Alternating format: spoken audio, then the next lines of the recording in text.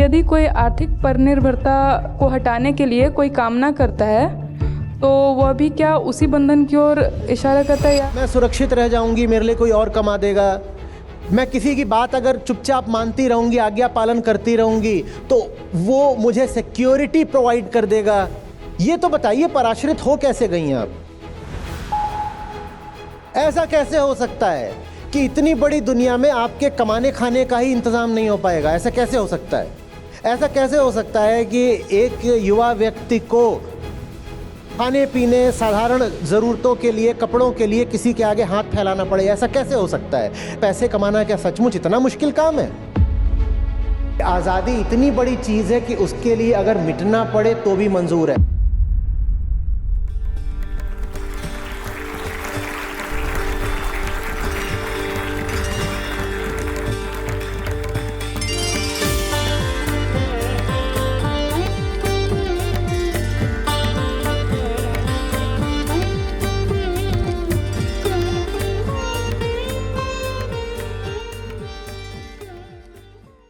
प्रणाम आचार्य जी, मैं सोमी बोल रही हूँ, जमशेदपुर से आई हूँ।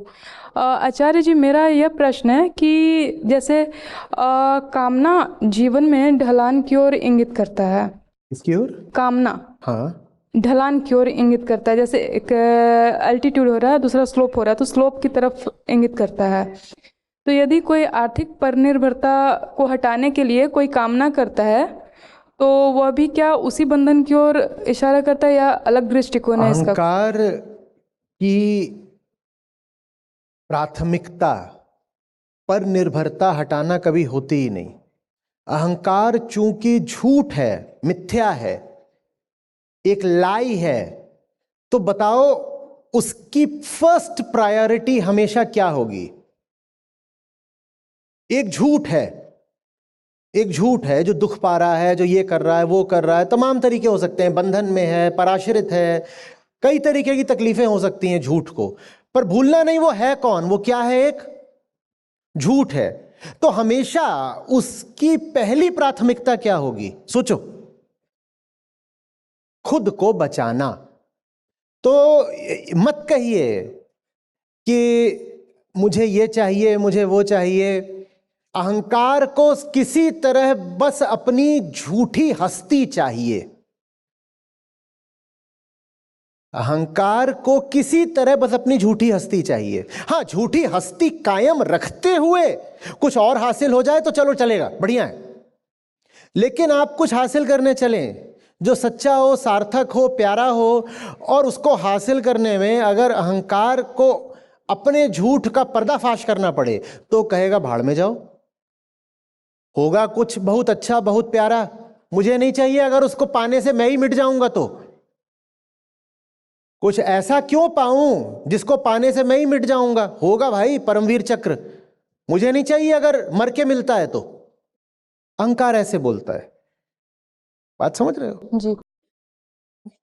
तो हमेशा देखना कि जो कामना कर रहे हो कहीं उसमें छुपी हुई चीज ये तो नहीं है कि मैं बचा रह जाऊं, मैं बचा रह जाऊं। आर्थिक पर निर्भरता बहुत आसानी से हट सकती है, बहुत आसानी से। बस आप उस पर यह शर्त रखनी छोड़ दो कि मुझे बचे रहना है और साथ ही आर्थिक स्वावलंबन चाहिए। नहीं, कह दो कि आजादी इतनी बड़ी चीज है कि उसके लिए अगर मिटना पड़े तो भी मंजूर है। देखो कि कल ही तुम अपने पैरों पर खड़े हो जाते हो कि नहीं हो जाते हो। आपको जिंदगी में जो भी तकलीफें हैं वो तुरंत मिट सकती हैं, बस आप उनके सामने से ये शर्त हटा दीजिए कि तकलीफ तो मिट जाए, मैं ना मिटूं। आपकी तकलीफें इसलिए बची हुई हैं क्योंकि आप बचे हुए हो, और तकलीफ तो आप हटाना चाहते हो पर खुद को बचाना चाहते हो। बड़ी आपने असंभव शर्त रख दी है। आप जब कहती हैं मैं आर्थिक रूप से पराश्रित हूं, ये तो बताइए पराश्रित हो कैसे गई हैं आप? सुरक्षा के लिए ही ना, मैं सुरक्षित रह जाऊंगी, मेरे लिए कोई और कमा देगा। मैं किसी की बात अगर चुपचाप मानती रहूंगी, आज्ञा पालन करती रहूंगी, तो वो मुझे सिक्योरिटी प्रोवाइड कर देगा। यही सब तो चलता है ना। आप समर्थ हैं, पढ़ी लिखी हैं, युवा हैं, स्वस्थ भी लग रही हैं। जी। ऐसा कैसे हो सकता है कि इतनी बड़ी दुनिया में आपके कमाने खाने का ही इंतजाम नहीं हो पाएगा? ऐसा कैसे हो सकता है? ऐसा कैसे हो सकता है कि एक युवा व्यक्ति को खाने पीने, साधारण जरूरतों के लिए, कपड़ों के लिए किसी के आगे हाथ फैलाना पड़े? ऐसा कैसे हो सकता है? ऐसा सिर्फ तब हो सकता है जब अहंकार कह रहा हो कि करवा लो मुझसे गुलामी, पर मेरी जिंदगी बचा लो। आप जिंदगी छोड़ने को तैयार हो जाइए, गुलामी अपने आप छूट जाएगी। आप जिंदगी छोड़ने को तैयार हो जाइए, गुलामी अपने आप छूट जाएगी। और मैं शारीरिक जिंदगी की बात नहीं कर रहा हूं, मैं फिजिकल लाइफ की बात नहीं कर रहा हूं, मैं साइकोलॉजिकल लाइफ की बात कर रहा हूं। आप भीतर से जो बनी बैठी हैं ना, इस कारण आप पाती हैं कि आप पैसे नहीं कमा पा रही। उदाहरण के लिए साइकोलॉजिकली, फिजिकल लाइफ तो ये होती है, उदाहरण के लिए मेरे पास सांस है, तब आप कहते हो मेरे पास कौन सी लाइफ है? फिजिकल। पर साइकोलॉजिकल लाइफ कब होती है? मेरे पास इज्जत है, मेरे पास इज्जत है। आप इज्जत छोड़ने को तैयार हो जाइए, देखिए आप कमा पाती हैं कि नहीं। आप छोड़ दीजिए ये आग्रह कि मैं ऊंचे घर की सुसंस्कृत लड़की हूं तो मुझे तो कुछ फलाने तरह के ही काम करने हैं, या कि मैं फलाने शहरों में नहीं जाती, मैं अपने ही शहर में काम करूंगी। आप हटाइए ना जो कुछ भी आपने इंटरनल साइकोलॉजिकल बैरियर्स खुद ही लगा रखे हैं, उनको हटा दीजिए और फिर बताइए कि पैसे कमाना क्या सचमुच इतना मुश्किल काम है? पर अहंकार अपने आप को बचाने के लिए आपको कितनी भी दुर्दशा में रख देगा। हो सकता है कि आप जो काम करके पैसे कमा रही हो वो कोई बहुत साधारण सा काम हो जिसको बहुत सारे पुरुष करते भी हों, पर आप वो काम करने लगे और घर से चाचा चाची, फूफी ताऊ, किसी का फोन आ जाए कि छी छी छी तूने पूरे खानदान की नाक कटा दी, अब तू बाहर जाकर के ये सब काम करती है, मत किया कर, अच्छे घर के लोग ये काम नहीं करते। और आप वो काम छोड़ देंगी और फिर वापस जाकर के किसी की मोहताज हो जाएंगी रुपए पैसे के लिए। बताइए आर्थिक पर निर्भरता आई कहां से? क्या वो इकोनॉमी से आ रही है? क्या भारत की अर्थव्यवस्था इतनी खराब है? नहीं, अर्थव्यवस्था इतनी नहीं खराब है, आप शर्तें रख देते हो। महिलाएं तो छोड़िए, पुरुषों में भी जो बेरोजगारी भारत में देखने को मिलती है वो एक चोजन जॉबलेसनेस है, वो एक प्रिफर्ड अनएम्प्लॉयमेंट है। नहीं, हम घर बैठ लेंगे, पिताजी की दौलत है, देख लेंगे। मम्मी पापा कहते हैं कि अभी 32 साल का ही तो है, छोटा सा है हमारा ललनवा। ये प्राइवेट वाले बहुत कम पैसा देते हैं, अब हम कोई 10-15 हजार की नौकरी थोड़ी ही करेंगे नोएडा गुड़गांव जाके। ये बेरोजगारी तुमने चुनी है, ये बेरोजगारी तुमने चुनी है, ये एक इन्फ्लेटेड अनएम्प्लॉयमेंट फिगर है। 10-10 साल तक सरकारी नौकरी की तैयारी करेंगे, इसीलिए कर पा रहे हो क्योंकि पीछे कोई बैठा है तुम्हें दाना पानी देने के लिए, तुम्हारा खर्चा उठाने के लिए। दिल्ली में रह रहे हो, महीने का 10-20-40 हजार खर्च कर रहे हो और कह रहे हो हम बेरोजगार हैं। 10 साल से तैयारी करे ही जा रहे हो, करे ही जा रहे हो। और फिर अहंकार है, वो अपने साइकोलॉजिकल सस्टेनेंस के लिए किसी भी तरह की तकलीफ स्वीकार कर लेगा, अपनी तकलीफ, दूसरों की तकलीफ, पर भीतर अकड़ बनी रहनी चाहिए, अकड़ बनी रहनी चाहिए।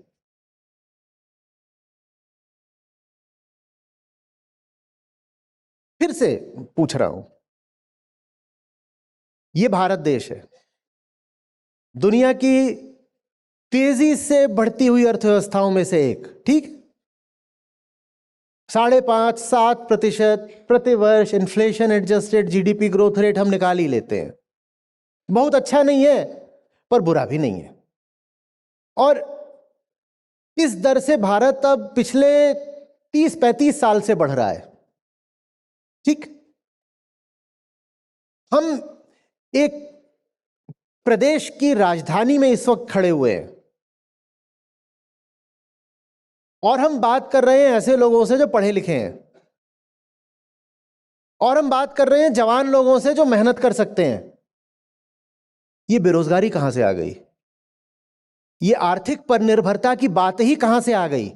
ऐसा हो ही कैसे सकता है कि कोई कहे कि मुझे इकोनॉमिकली, फाइनेंशियली किसी पर डिपेंडेंट होना पड़ता है। ऐसा कैसे हो सकता है? ऐसा सिर्फ तब हो सकता है जब अहंकार ने खुद ऐसा करना चुना हो, सुरक्षा की खातिर, इज्जत की खातिर, किसी और चीज की खातिर। देख, तू जाकर के फलानी किस्म की नौकरी करेगी ना तो तेरा ब्याह नहीं होगा। कोई अच्छे घर का लड़का फिर शादी करेगा नहीं, तुझसे देख ले। वो कहेंगे अरे ये क्या गारमेंट फैक्ट्री में काम करती थी? नहीं नहीं नहीं, हमें तो संस्कारी हाउसवाइफ चाहिए। इसलिए आप बेरोजगार हो। नहीं तो बेरोजगारी कहां से आ जाएगी? जिसको सचमुच तकलीफ होने लगेगी बेरोजगारी से, वो कमाना शुरू कर देगा। बहुत अवसर है, कितने ही तरीकों से कमाया जा सकता है।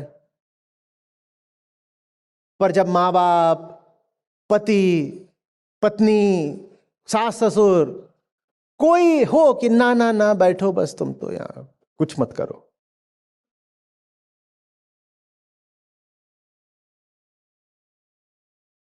बहुत सारा तो डिस्गाइज्ड अनएम्प्लॉयमेंट होता है। वो कृषि में ज्यादा होता है। वहां एक छोटा सा खेत होगा, उस पर 8 भाई काम कर रहे हैं। एक काफी है, एक काफी है उस पर काम करने के लिए, क्योंकि होल्डिंग ही बहुत छोटी है। वो उस पर एक व्यक्ति भी काफी होता है, उस पर 8 काम कर रहे हैं। क्यों? ठीक है, क्या करना है। और फिर वो रो रहे हैं कि हमारे पास पैसा नहीं है, ये नहीं है, वो नहीं है। क्यों 8 के 8 इस पे लगे हुए हो? निकलो, बहुत कुछ और करा जा सकता है दुनिया में, बाहर निकलो। पर अहंकार कहता है बाहर निकलने में कहीं कहीं मेरी वो मान्यताएं ना खंडित हो जाएं जो मैंने पकड़ी हैं, कहीं मेरी उन पहचानों पर दाग ना लग जाए जो मैंने पकड़ी हैं। हमारे सब दुख हमारे चुने हुए दुख हैं। मत कहो आई एम सफरिंग, कहो आई हैव चोजन सफरिंग।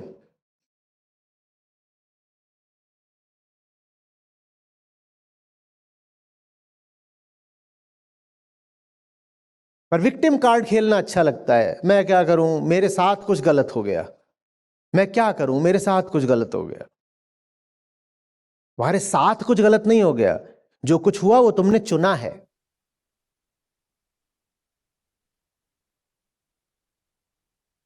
नहीं, पर हम बिहार में हैं, बिहार तो अविकसित प्रांत है ना। जो जगह जितनी अविकसित होती है वहां विकास के अवसर उतने ज्यादा होते हैं। ये कोई दुर्भाग्य नहीं है, ये मौका है। भारत भी 6-7% से इसीलिए बढ़ पा रहा है क्योंकि अविकसित है। अमेरिका तो 2% कर ले तो उनके लिए बड़ी बात हो जाती है। जब आप अविकसित होते हो या और अर्ध विकसित होते हो तो जो डिनोमिनेटर होता है वो छोटा हो जाता है, तो ग्रोथ ज्यादा आसानी से हो पाती है।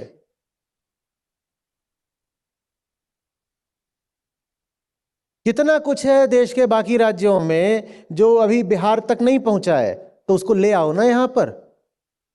राज्य इंतजार कर रहा है। क्यों कह रहे हो मैं बेरोजगार हूं?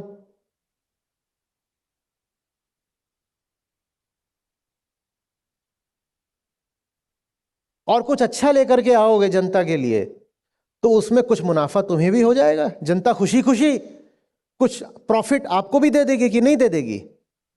तो आपकी भी रोजी रोटी मजे में चलेगी।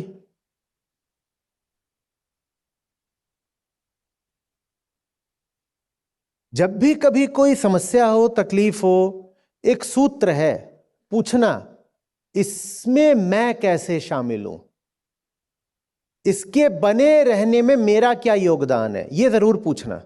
और जितनी ईमानदारी से पूछोगे उस समस्या में खुद को ही उतना ज्यादा मौजूद पाओगे।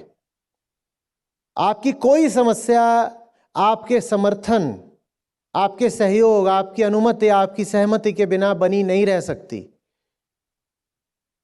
पर अहंकार चाहता है कि समस्या का सारा दायित्व तो किसी और पर डाल दे, क्योंकि अगर असली अपराधी को देखा तो देख लिया ना, तो देख लिया ना, देखते ही उसका क्या होता है, उसका झूठ, उसकी नॉन एग्जिस्टेंस, उसका मिथ्यात्व सामने आने लगता है। वो इसी बात से सबसे घबराता है। वो कहता है कहीं और देखते रहो, कहीं और देखते रहो, मेरी ओर मत देखना, कहीं और देखते रहो, कहीं और देखते रहो, कुछ गड़बड़ हो गई, कुछ गड़बड़ हो गई, उसने करी, उसको देखो, उसको देखो। और वो पीछे बैठा हुआ है नकली आदमी, इतना नकली कि वो है ही नहीं। वो पीछे बैठ करके सारी गड़बड़ खुद कर रहा है, और सारी गड़बड़ी का जिम्मेदार कभी इसको, कभी उसको, कभी उसको बताता है।